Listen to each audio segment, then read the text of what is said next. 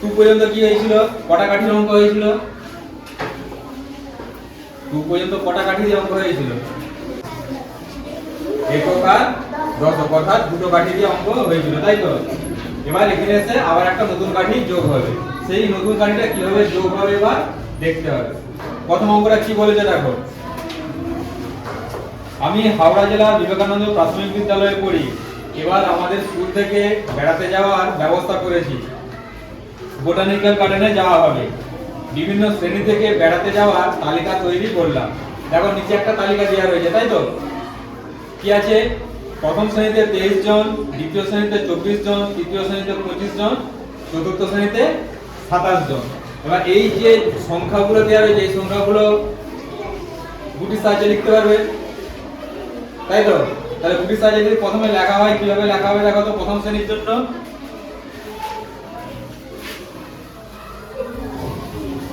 প্রথম শ্রেণীর জন্য কত জন? প্রথম শ্রেণীতে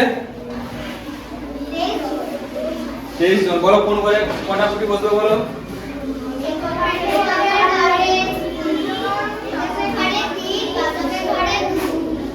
এককের ঘরে 3, দশকের ঘরে 2।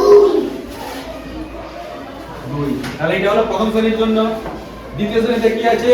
24 জন। দ্বিতীয় শ্রেণীর জন্য আবার একটা তৈরি করো। বলো কোন ঘরে কটা বসবে?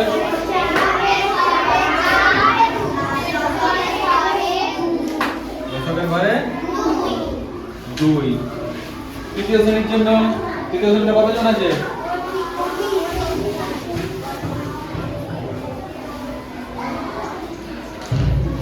বলো 25 জন কোন ঘরে কটা বসবে?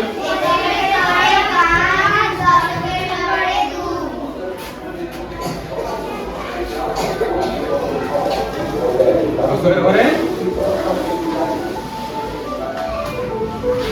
প্রথম শ্রেণী, দ্বিতীয় শ্রেণী, তৃতীয় শ্রেণী। এবার হবে চতুর্থ শ্রেণী। চতুর্থ শ্রেণীতে কতজন আছে?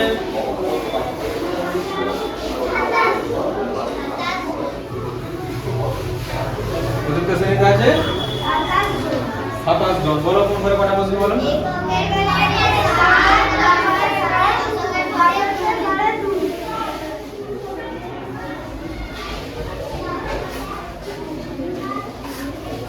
বলো। এবার এই চারটা শ্রেণীর এতজন ছাত্রছাত্রী যাচ্ছে, তাই তো? তাহলে মোট বার করতে হলে কি করতে হবে আমাদেরকে? সবগুলোকে একসাথে যোগ করতে হবে, তাই তো? তাহলে যোগ করো। এবার একসাথে যোগ করতে পারবে চারটা? এত যোগ হয়ে যাবে তো? ঠিক আছে।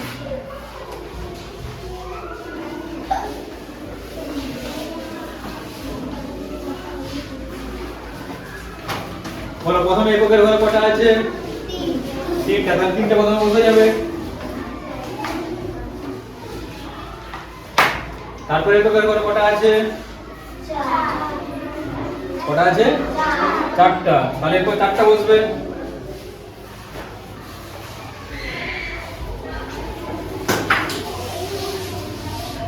তারপরে এককের ঘরে কটা আছে? 5টা। কিন্তু আমাদের এখানে কতগুলো বসে গেছে?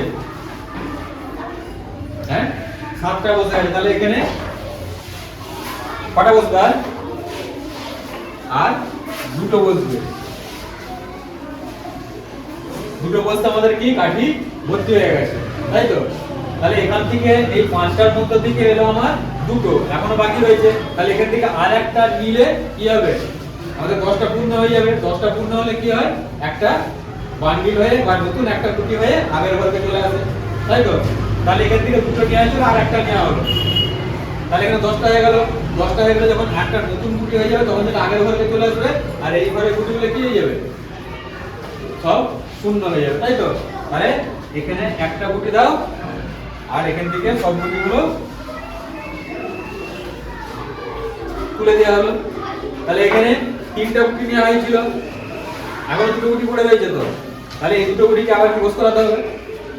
হ্যাঁ, 2টো গুটি বস করা হবে। বলো তাহলে এই ঘরটা হয়ে গেছে।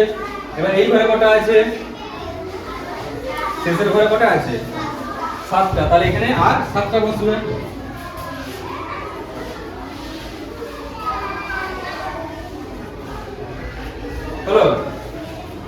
তাহলে এককের ঘর কি হয়েছে আমাদের সব শেষ হয়ে গেছে। এবার দশকের ঘরগুলো করতে হবে। দশকের ঘরে দেখো একটা গুটি আগে থেকেই এসে গেছে, তাই তো? তাহলে এবার এই ঘরে দশকের ঘরে যতগুলো আছে পঞ্চম বসলো, কতগুলো আছে? দুটা। তাহলে এরপরে দুটো বসলো। এরপর দশকের ঘরে কটা আছে? দুটো, আবার দুটো বসে গেল। এরপরে কটা আছে? এরপরে আবার দুটো বসলো। তারপরে কটা আছে? দুটো, আবার এখানে দুটো বসলো। দেখো তাহলে দশকের ঘরে এখন কতগুলো গুটি হয়েছে? দশকের ঘরে 9টা হয়ে গেছে। তাহলে এককের ঘরে হয়েছিল 9টা, দশকের ঘরে হয়ে গেছে 9টা গুটি, তাই তো? এবার কি বলেছে দেখো তারপরে অঙ্ক। দিন সকালবেলা আমার বোন মিতাও যেতে চাইলো, এখন মোট ছাত্রছাত্রীর সংখ্যা কত হবে? তাহলে আবার একজন যেতে চাইছে। একজন মানে কোন ঘরে গুটি বসে? এক হলে কোন ঘরে গুটি বসে? এককের ঘরে একটা গুটি বসে, তাই তো? তাহলে এখানে আমাদের একটা গুটি বসবে, তাই তো? তাহলে এখানে যদি একটা গুটি বসে, এখানে কি আর বসানোর জায়গা আছে? জায়গা নেই, কারণ কি এখানে 9টা গুটি দিয়ে আমাদের ভর্তি হয়ে গেছে। তাহলে 9টা গুটির সঙ্গে যখন আবার একটা গুটি আসবে তখন কি হয়? 9টা গুটির সঙ্গে যখন আবার একটা গুটি আসবে তখন কি হয়? 10টা হয়ে যায়। 10টা হয়ে গেলে সেই ঘরের গুটিগুলো সব শূন্য হয়ে যায়, তার আগের ঘরে একটা গুটি চলে আসে, তাই তো? তাহলে এখানে 10টা গুটি করে এটাকে শূন্য করে দাও, দিয়ে একটা গুটি আগের ঘরকে নিয়ে আসো।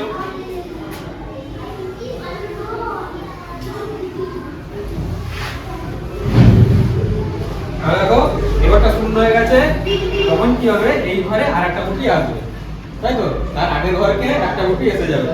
আগের ঘরে দেখো কতগুলো গুটি আছে। আগের ঘরেও 9টা গুটি আছে, তার সঙ্গে আবার একটা আসছে। এখানে বসানোর জায়গা আছে? জায়গা নেই। তাহলে 9টা আর একটা 10টা, তখন কি হয়ে যাবে? 10টা গুটি একসাথে হয়ে যাবে। 10টা গুটি একসাথে হয়ে গেলে কি হয়? আবার একটা নতুন গুটি হয়। সেই নতুন গুটিটা কি করতে হবে? ওই ঘরে আর বসবে? ওই ঘরে বসবে না। তার জন্য কি করতে হবে? আমাকে নতুন একটা ঘর আগে নিতে হবে, তাই তো? তাহলে নতুন একটা ঘর নাও। আর এই যে নতুন ঘরটা নেওয়া হবে, এই নতুন ঘরটা একটা নতুন নাম দিতে হবে। আগের ঘরগুলোর কি নাম ছিল? তো প্রথম ঘরটার নাম কি ছিল? একক। দ্বিতীয় ঘরটার নাম কি ছিল? দশক।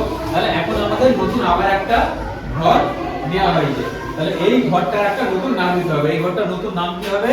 না শতক, যেটাকে আমরা তালবস্য দিয়ে লিখে রাখবো, ঠিক আছে? তাহলে এবার দেখো এখানে 9টা গুটি ছিল দশকের ঘরে, একটা গুটি আবার এসেছে, 10টা গুটি হয়ে গেছে। তাহলে 10টা গুটি হয়ে গেলে সেটা কি একটা নতুন গুটি হয়ে তার আগের ঘরটা চলে আসবে। তাহলে এখানে কি হয়ে যাবে?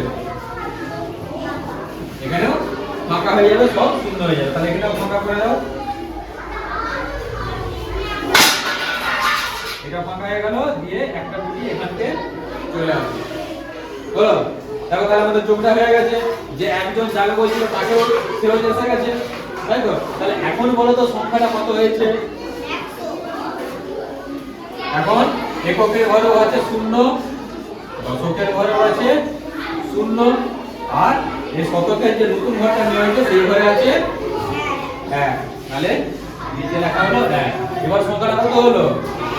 100। দেখো আগে কত বেরিয়েছিল? প্রথমে যোগ করতে কত বেরিয়েছিল? 99, তাই তো? তার সাথে 1 যোগ করা হয়েছে। 1 যোগ করতে কত হলো? 100 হয়ে গেছে। তাহলে কি হবে? যোগ হলো, বুঝে গেছে? এবার হবে যোগ করতে পারবে। যদি 3 ঘরে গুটি বস করাতে বলে, আগে কি কি ছিল? দুটো ঘরই ছিল, দুটো ঘরে গুটি বস করাতে হয়েছিল। এখানে এবার ঠিক আছে 3টে করে ঘর দেওয়া থাকবে, 3টে ঘরে কোন ঘরে কটা গুটি বসে সেইভাবে গুটিগুলো বস করে অঙ্কগুলো করতে হবে, বুঝে গেল? তাহলে এবার শুধু সংখ্যা বলছি, সংখ্যা বলে এবার কোন ঘরে কটা গুটি বসবে সেটা বলো তোমরা।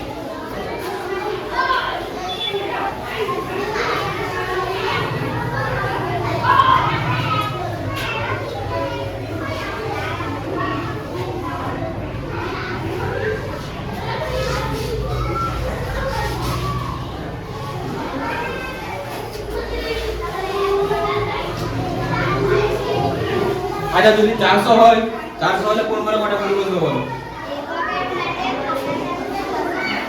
এককের ঘরে ফাঁকা থাকবে, তার ফাঁকা থাকলে কি হবে? নিচে শূন্য বসবে। দশকের ঘর ফাঁকা থাকবে, ফাঁকা থাকলে কি হবে? নিচে শূন্য বসবে।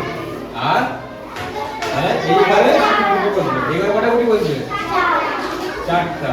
চারটা মধ্যে ক্রস করা হবে 1 2 3 4 আর নিচে হয়ে যাবে 4। তাহলে সংখ্যাটা আমার কত হলো? 400। বুঝা গেছে?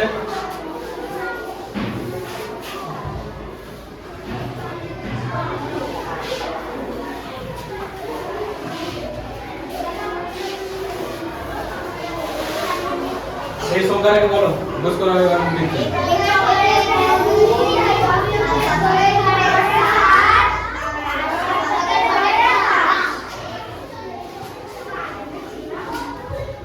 ছকের পরে